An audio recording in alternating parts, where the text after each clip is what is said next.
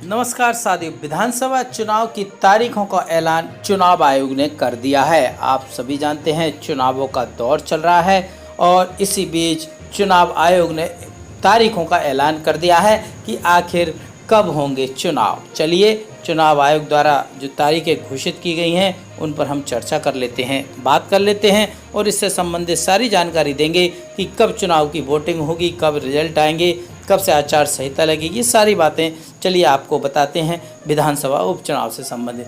तो बिहार में विधानसभा उपचुनाव होना है कोरोना काल में, जहां विश्व के 70 देशों में चुनाव रद्द किए गए हैं, वहीं भारत में बिहार विधानसभा चुनाव में 28 तारीख से होने जा रहे हैं। 28 अक्टूबर से 3 चरणों में होने वाले चुनाव के दौरान चुनाव आयोग ने कई महत्वपूर्ण कदम भी उठाए हैं। इस बार चुनाव प्रचार सिर्फ वर्चुअल तरीके से किया जाएगा। एक बूथ पर 1000 से ज़्यादा वोटर नहीं होंगे। वहीं वोटिंग का समय भी 1 घंटा बढ़ा दिया गया है। कोरोना के मरीज भी वोट डाल सकेंगे। प्रचार से लेकर वोटिंग में सोशल डिस्टेंसिंग का ध्यान रखा जाएगा। 10 नवंबर को चुनाव के नतीजे आएंगे। साथियों, आप सोच रहे होंगे मध्य प्रदेश विधानसभा के उपचुनाव कब होना है। बिहार के साथ ही होना थी और होना है पूर्व में ऐसा कहा था। हाँ, बिल्कुल आपने सही सुना है कि बिहार के विधानसभा चुनाव के साथ ही मध्य प्रदेश की 27 सीटों पर भी विधानसभा के उपचुनाव होना है। जल्दी तारीख है, चुनाव आयोग बिल्कुल जो घोषित करने वाला है। बिहार की हो चुकी है, एक दो दिन में मध्य प्रदेश की भी तारीखें घोषित होने वाली हैं और प्रदेश में आचार संहिता लग जाएगी। फिर सारी घोषणाएं, सारे काम, सब कुछ बंद हो जाएगा। अभी समय है सरकार के पास कुछ करने का। चलिए, बिहार में जो चुनाव होना है वह 3 चरणों में होंगे दोस्तों।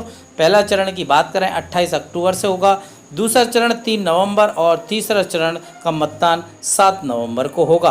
पहले चरण में 71 विधानसभा सीट, दूसरे चरण में 94 सीट और तीसरे चरण में 78 सीटों पर मतदान होगा।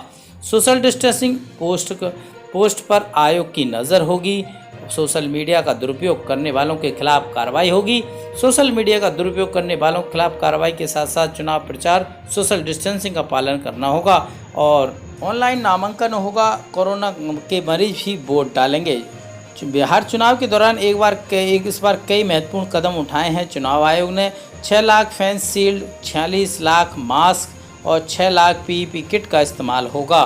निर्वाचन आयोग ने घोषणा की है कि बिहार में चुनाव प्रचार सिर्फ वर्चुअल तरीके से होगा। सबसे बड़ी बात है, वर्चुअल तरीके से चुनाव का प्रचार किया जाएगा।